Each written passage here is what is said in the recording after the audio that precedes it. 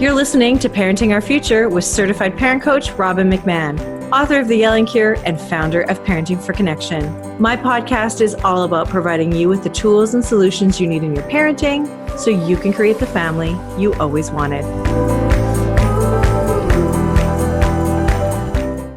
Hi parents, it's Robbin McManne here. Just before you dive into this episode, I want to invite you to join my new membership site for free. My site, which is at www.parent-toolbox.com, is the companion to my award-winning podcast where you will find game-changing tools and resources from me and from my expert guests who are among the top leaders in the parenting world. Join for free today at www.parent-toolbox.com. Now back to the show. Hi, everybody. Welcome back to Parenting Our Future. It's Robbin McManne here, and welcome back to part 2 of my 100th episode. I guess technically it's my 101st episode, but I am just so glad to have you here.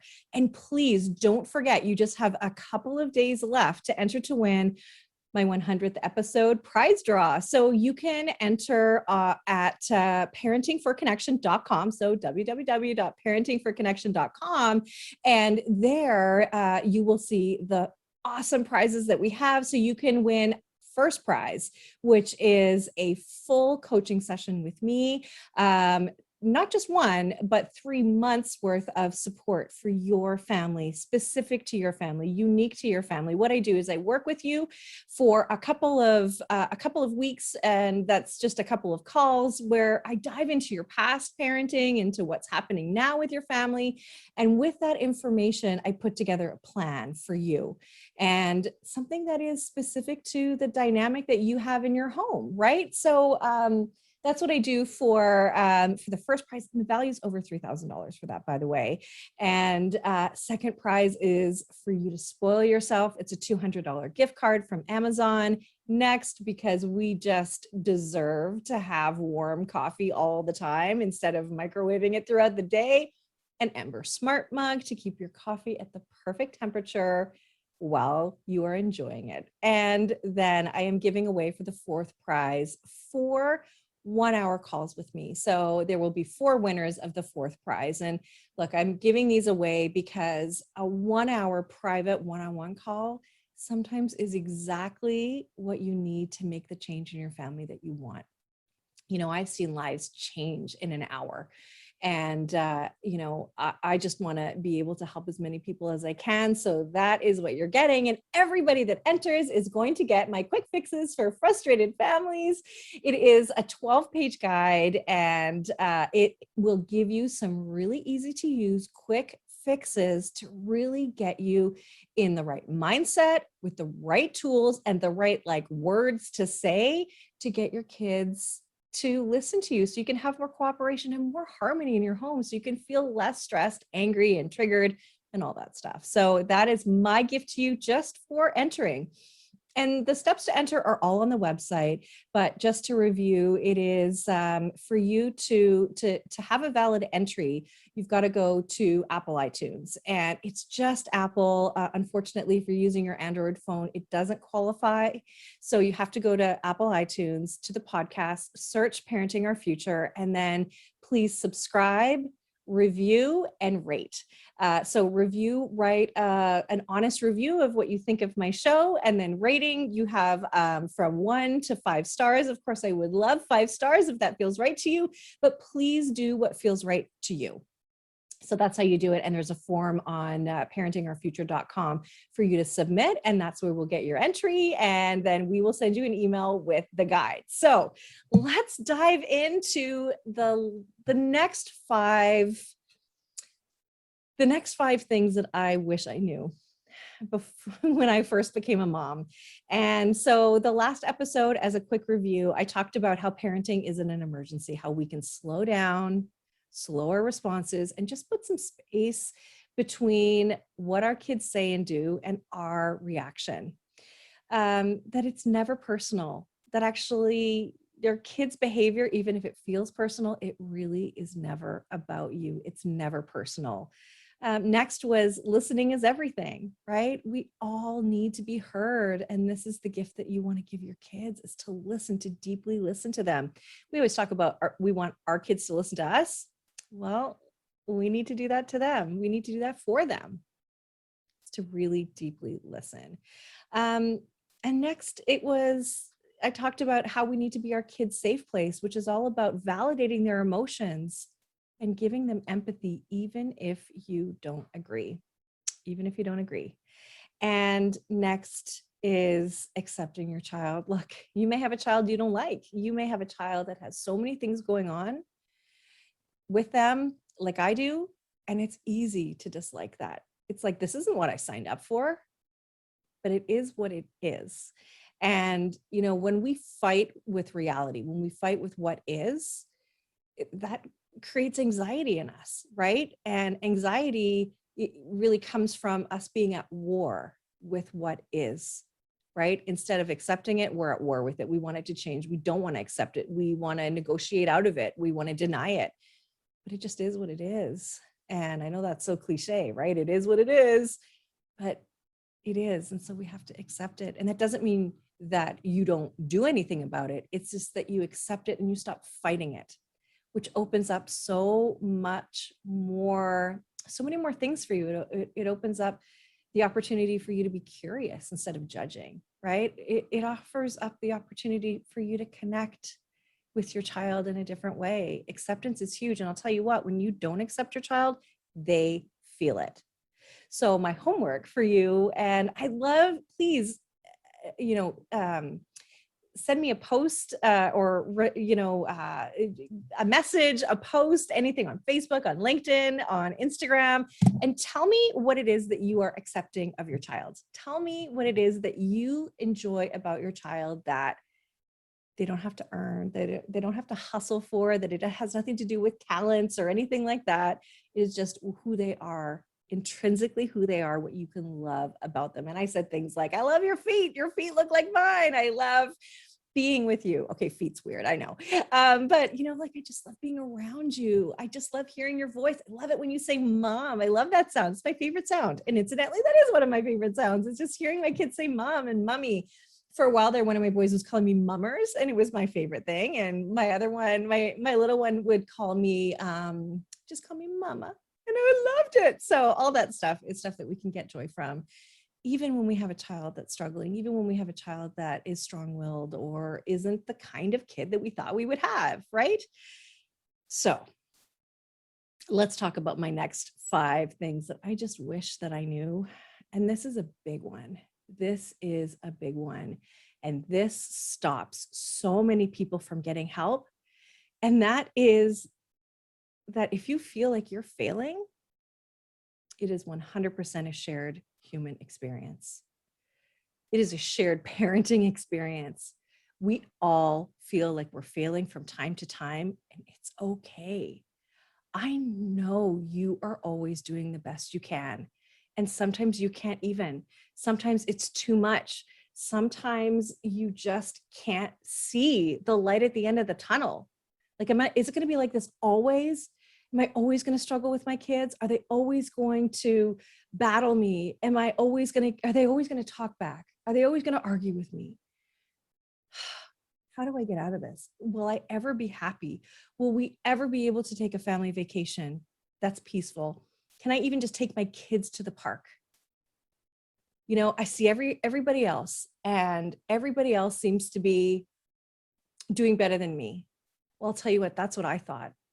And I'm the kind of person, my birthday's in July. So I'm my sign is a Cancer, and I am totally a crab. Like I am a crab in more ways than one, but I like withdraw and I hide. And that's what it was like for me when I first became a mom, because the people around me seemed to be doing fine in their parenting, right? And I felt like such a failure because I couldn't calm my child down when he was a baby.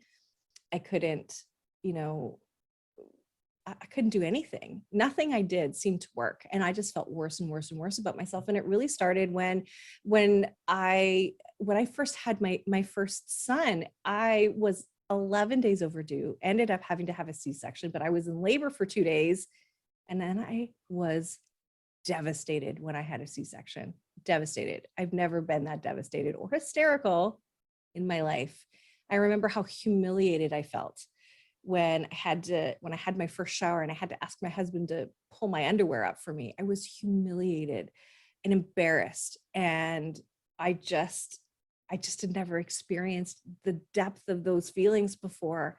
And I thought I was a failure. I couldn't even have my child the normal way. I'm using air quotes, but these are the things that I was telling myself. And then I couldn't nurse him.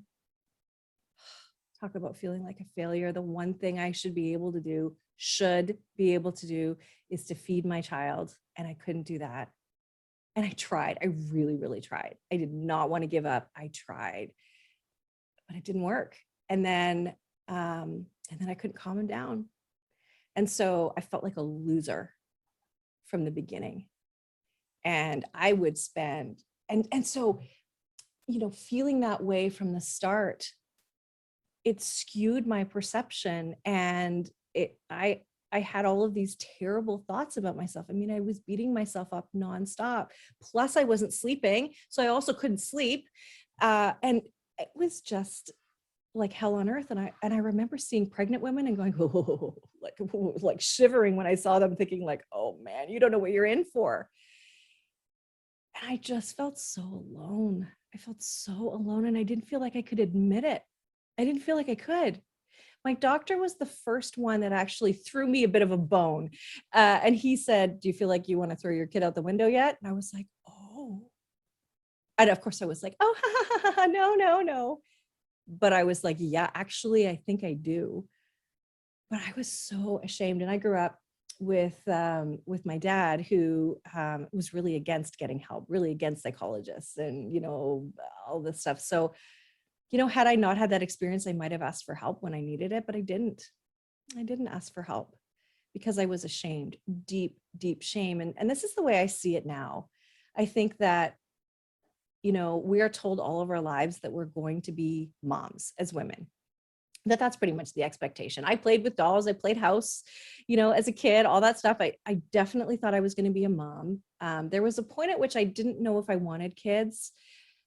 But when my husband and I were together, as adults, we've been together. We were together when we were teenagers too. But as adults, when we came back together, he was just the most wonderful man. And I thought, like, he's going to make the best dad. So we started on the path to building a family. And, I just didn't know what I didn't know. And both of us are youngest kids, so we didn't have any experience before. But anyway, so back to the expectation, right? As soon as we got married, it's like, when are you guys having kids? When are you having kids? When are you having kids?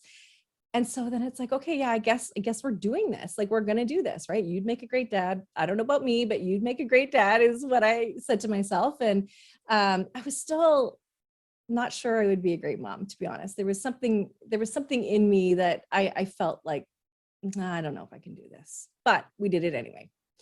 And I got pregnant right away. Literally, I knew the next day that you know what I mean. The next day that I had conceived, it was crazy. It was like there were fireworks in my stomach. I could feel it. And when I say stomach, you know what I mean. It was crazy.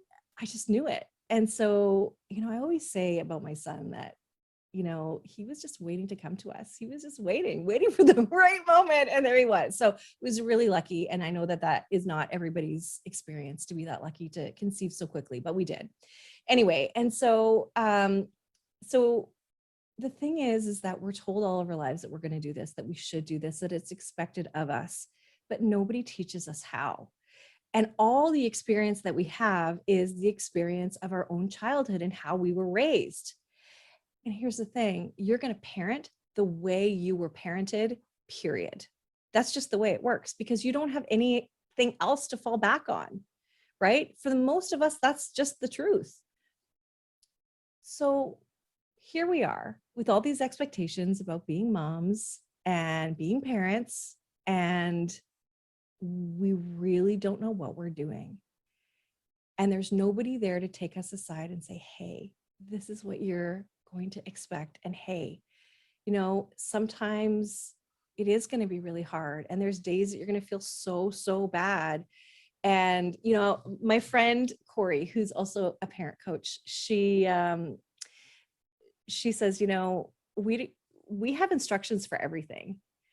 We don't put up a shelf from IKEA without instructions, but here's a child, right? And there's so many things that we need to know about a child that we don't know, that they don't come with a fully grown brain, that they live in their emotional brain for the first 7 years of their life, that their reasoning, rational thought, their prefrontal cortex doesn't even come online until they're 7 years old, and it doesn't finish growing until they're mid to late 20s. That stuff is important. We need to know that stuff, and it's not what we're told. And so enter shame, because we feel like we should know this. We feel like we should be able to do this. We feel like we should love it as well and be so grateful for it. And yes, that's true. Yes, feel grateful, feel fortunate, love your beautiful child. And it's okay to say this sucks. It's okay to say, I hate being a mom today. It's okay to say, this is too hard today. This is so hard. And it's okay to put your hand up and say, I need help. This is really hard. I need some help. Because what you do when you do that is you help all of us become more comfortable with accepting and asking for help. You know, it starts by just putting your hand up and saying, hey, you know, can somebody help me? Can someone look after my kids while I have a nap? Can someone look after my kids while I go and just do something for a minute, just for me? It's okay to say that. We all feel that way. And when I say that you asking for help helps us all, it just drops this facade of perfectionism that we seem to be perpetuating on social media, right? It's definitely true. And I know that I've searched through and looked through people's feeds or posts as they come up on my feed and been like, wow, must be nice. You get that lovely vacation. Oh, great. Your kid already has a job. Lovely. That's so great. Oh, good. They've got their babysitting certificate, or they've got their learner's license. Oh, well, that's just wonderful for them. We're not there yet. And that sucks, right? But comparison is the thief of joy. Comparison is the thief of joy. Don't compare yourself to others, because that will hurt you. And I did that for a long, long time. I thought everybody had it together but me. Why was I such a loser? Why was I so bad? And I can tell you right now, you are not alone. And that's one of the things that I hear more often than not when I do my group coaching, is that the parents just say, it's so nice just to know that I'm not the only one who feels this way. And so I just want you to know you're not alone. It's okay to ask for help. And it's good for us all if you do. And it makes sense to ask for parenting help and go to the experts in parenting. You know, that's why I do what I do, so that I can help you. So if you are struggling in your parenting and you want to talk to me, I have calls all the time with parents that want help. And I have 30-minute calls that you can join me for, and they're on Zoom, they're live on Zoom. And I want to know what you're struggling with, and I want to tell you how I can help you. It's not a coaching call as much as it is a call to get clarity on where your struggles are. And if you need help, if you really do want help, that's what they're about. So that's open to you. And the link to have a call with me is in the show notes. So if that's something you want, I just want you to know that it's okay to say I need help. And one thing I know is that there's a lot of dads out there, and I love dads. I love working with dads, but they don't get it as much. They don't understand the shame that we feel, because they haven't been told all their lives, you're going to be a dad, you're going to be a dad one day, right? What about when you have kids, right? We don't talk to boys like that so much, do we? It's really the girls that we do. So it's different for them. They just think, oh, it'll be fine. You'll be fine. And I remember my husband saying that to me. When I hired a coach for myself, I didn't invite my husband. I just said, I need to do this for me, because it's my pain that is so palpable right now. It's my pain that is driving me to this depression, this deep depression. So I just want to say that. I just want to say that if you're struggling, I see you, I hear you, and I love you. And it's okay to struggle. It's okay. Okay. Now, here's the next thing. I have talked to you, I've said this a bunch of times about the things that I was telling myself. And so when you're down, when you're frustrated, when things aren't going well in your parenting, I want you to do something. I want you to say to yourself, and this is from Brene Brown, I didn't create this on my own, but the story I'm telling myself is blank. The story that I'm telling myself is I'm not cut out to be a mom. That's crap. That's a story 100%. What I'm getting at is the story that you're telling yourself is often the problem. So again, I like to work with my clients to unravel the thoughts that they have in their heads. Because oftentimes when your child is melting down in front of you, saying something rude to you, being disobedient, being, not doing what you ask them to do, all the things, right? Or you're having to repeat yourself over and over again, or whatever it is, you in that moment are saying something to yourself. And usually it's not very nice. And so we have thoughts running through our head all day long. I like to think of it as a train, right? So if you picture a train whizzing by you, in each, the train has multiple cars. And so you can choose to get on a car that is the thought, this kid ruins everything, or my kid is a lost cause, or I'm ruining my kids, or I screwed this all up, or whatever it is. It's never nice. But it's a thought that just came into your mind and you decided, no, that's truth. And so the difference between a thought and a belief is that you've thought a thought over and over again, and it becomes a belief, and it actually becomes a neural pathway in your brain. And so when you feel those feelings of your child your child is being frustrating or whatever is triggering you in that moment, boom, your thoughts go to that new belief. So it's like you got on that train car that says, my kid ruins everything. This was the belief that I had about my son, by the way. And so my thought was he ruins everything. So I got on that car, but that car was full of shame, disappointment. It was full of anxiety. It was full of judgment, criticism, right? It was a miserable train car to be on. And it cost me my connection. It cost me my relationship. It cost me joy. It cost me being in the moment. It cost me all of those things. But I didn't know how to change it. And here's what happens is that when you have a belief, your brain is so helpful. It goes in search of proving it to be true for you. So it's like when you say, oh, I've never seen that car before, and then you see 5 that same day. Your brain will tune into what you decide is true for you. But your brain doesn't know the difference between fantasy and reality. Therefore, you can change your thoughts and you can rewire your brain. That's what neuroplasticity is all about.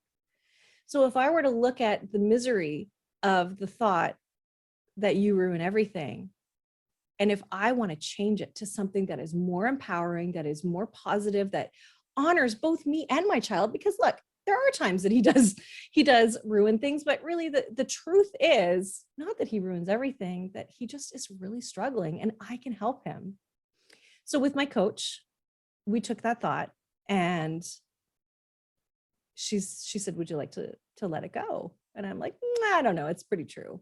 She's like, right, but what's it costing you? And that's where I said, costing me my relationship, my connection, and my joy, being in the moment, all that stuff. And I said, yeah, okay, I'll change it. So she took me through a little process of finding a new belief for myself.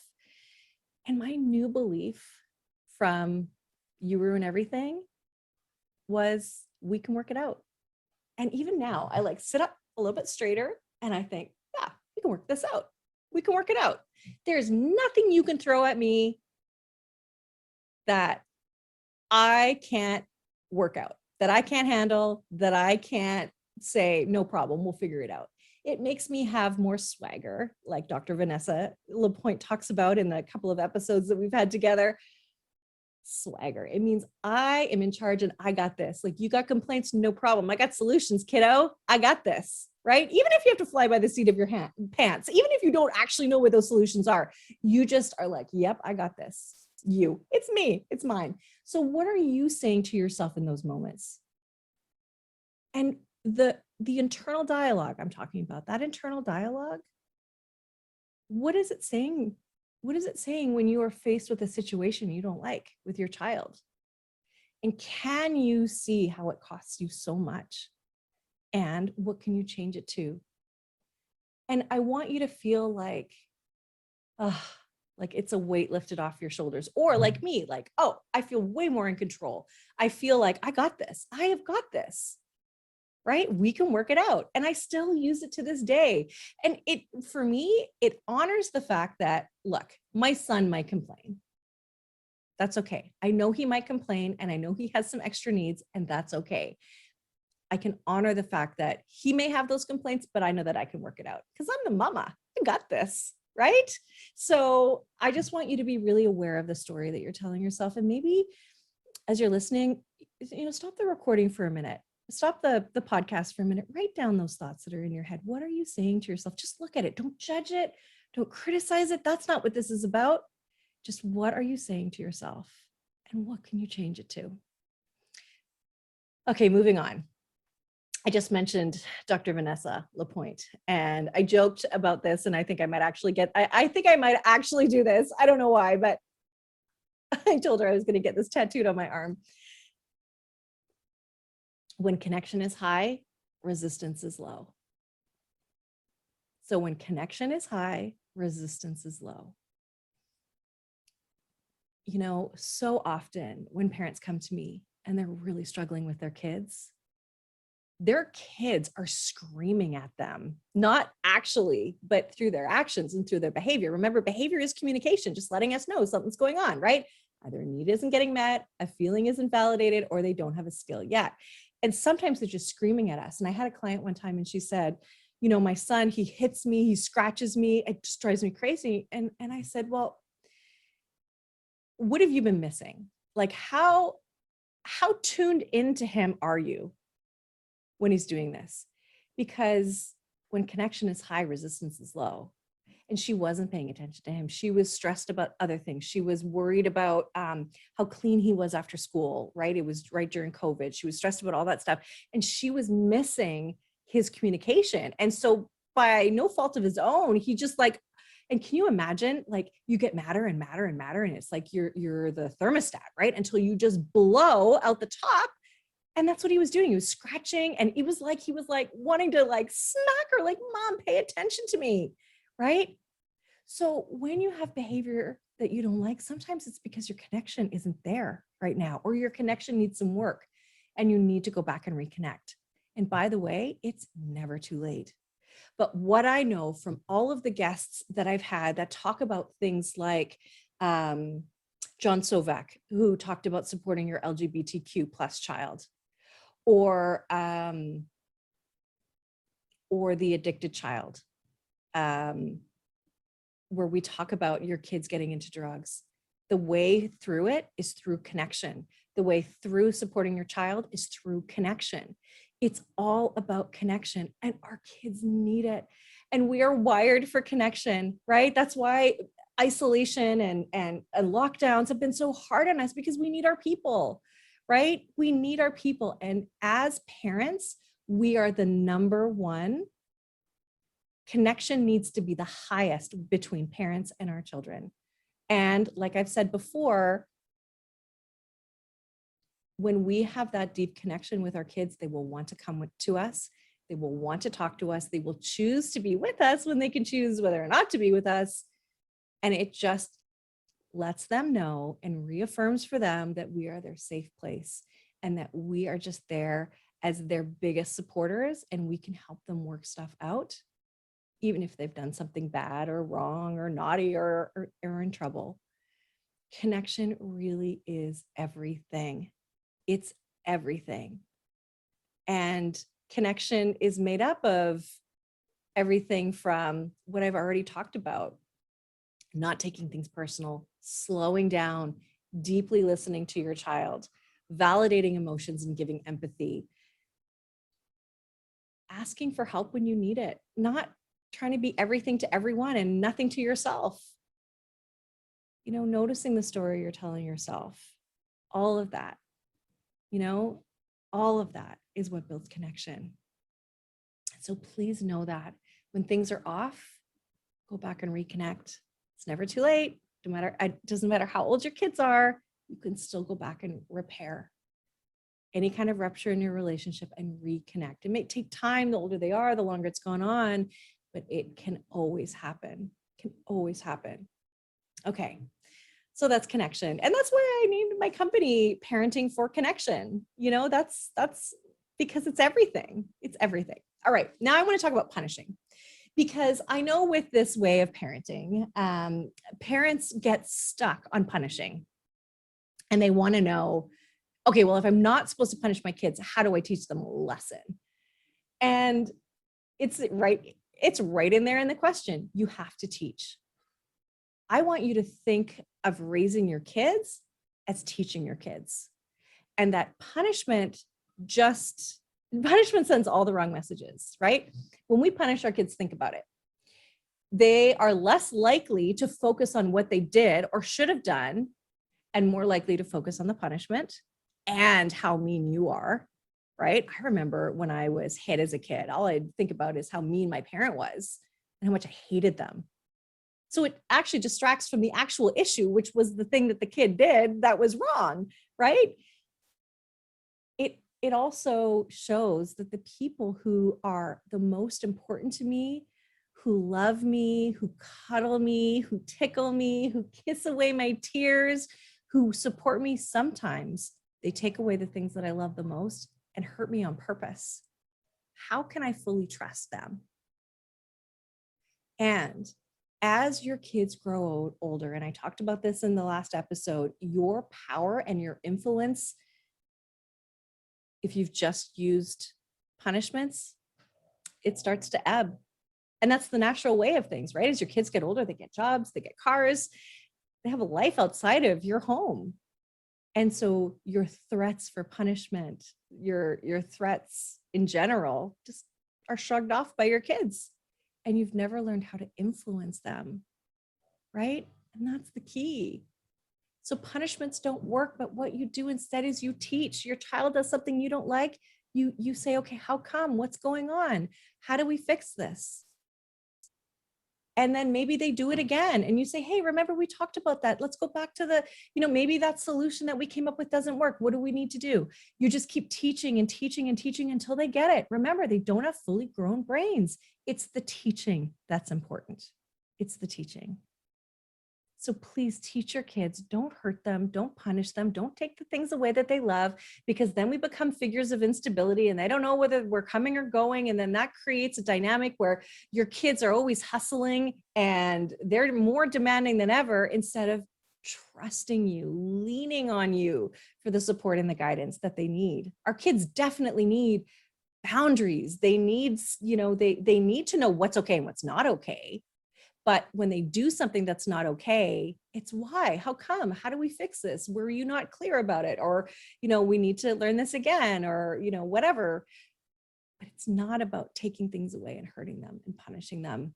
And I talk to parents, and there's a couple of parents that come to mind, and they just keep taking the Xbox away. They just keep taking it away, keep taking it away. And I'm like, you guys, no, you got to stop. It's not working. It's not working. If it was working, wouldn't you only have to do it once? If it really worked? No, right? It's not working. So we've got to come up with a different way. So I've talked about, it's okay to ask for help. It's okay to feel like you're failing, because we all do. It's a shared human experience, shared parenting experience. The story you're telling yourself is often the problem. When connection is high, resistance is low. Focus on teaching, not punishing. And lastly, and I saved this one for the last for a reason, is to have grace.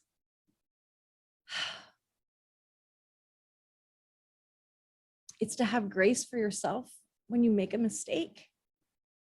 It's to have grace for your child when they're just trying and they're failing and they're not doing the best they can. It's grace for your spouse who doesn't do things the way you want them to do all the time. It's grace for your parents that they only were doing the best that they ever could. It's really about just being okay with things being messy sometimes, and that things aren't always going to work out the way you want them to. And grace just means that you can be okay with the way things are, and you don't have to criticize somebody else, right?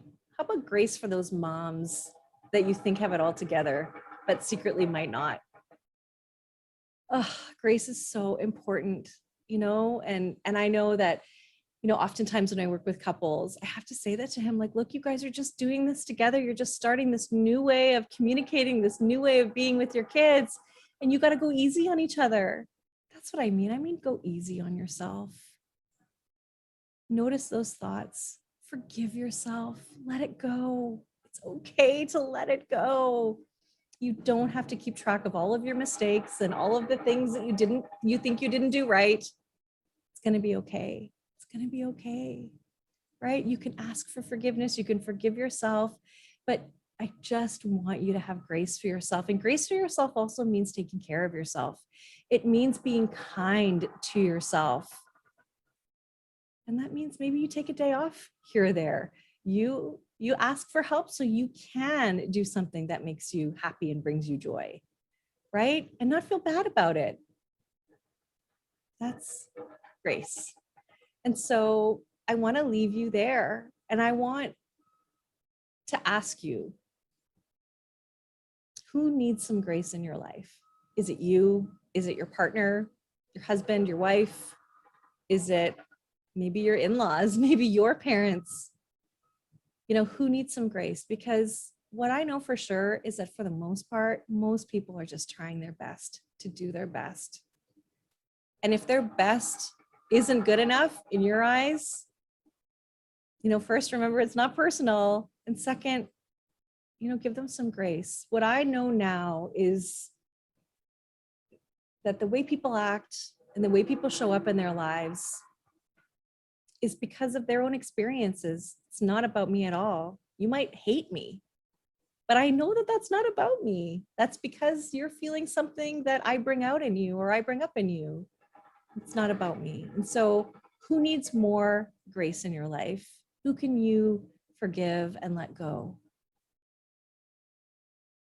That's where I want to leave you today.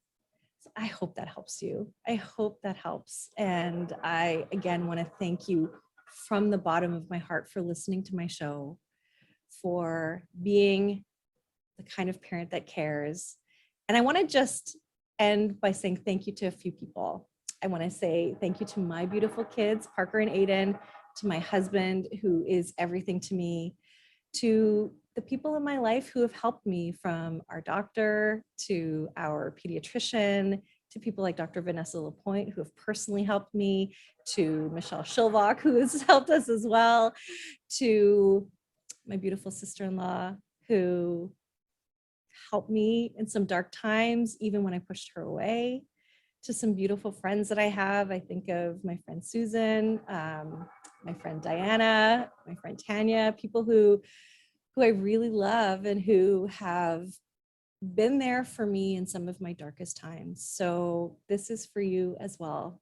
And I'm sure there's people. Oh, I want to also just say, I have had some really beautiful people help me with my podcast. So Michelle from Amplify Youth, thank you. Erin, you are the best. You are so patient with me in this. In all my podcast episodes, I'm going to make you listen to the end of this so you hear this.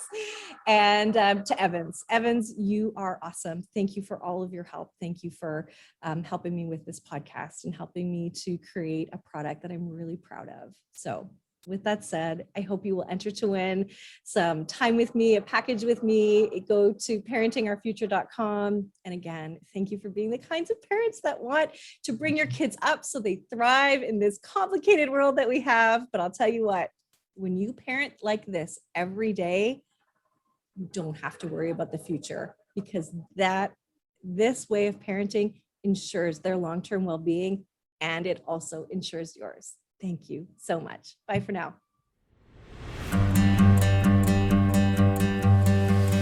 Thank you for listening to this edition of my podcast, Parenting Our Future. I'm parent coach Robbin McManne, and if you're enjoying this podcast, please share it with someone who you think might also need to hear this message. And don't forget to subscribe. And if you like my work, I would be grateful if you gave me a 5-star rating. For those of you who like my content and want more, visit me at yellingcurebook.com to get your copy of my book and to find other resources to help you. Until next time, I am wishing you and your family peace and connection.